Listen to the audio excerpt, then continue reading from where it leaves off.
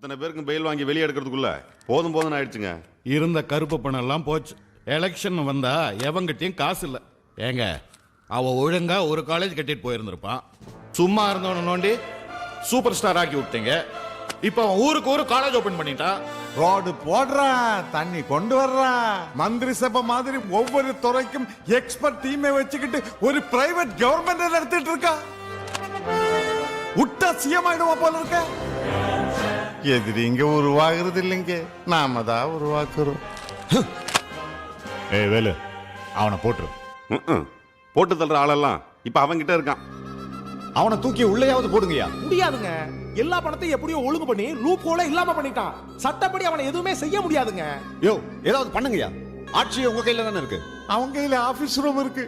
யார் போனாலும் ஆப் வச்சு ஆஃப் பண்ணிடுறான். பொதுமக்களும் நல்லது நடக்கிறதுனால யாரும் காட்டி கொடுக்க மாட்டேன்றாங்க. Full support.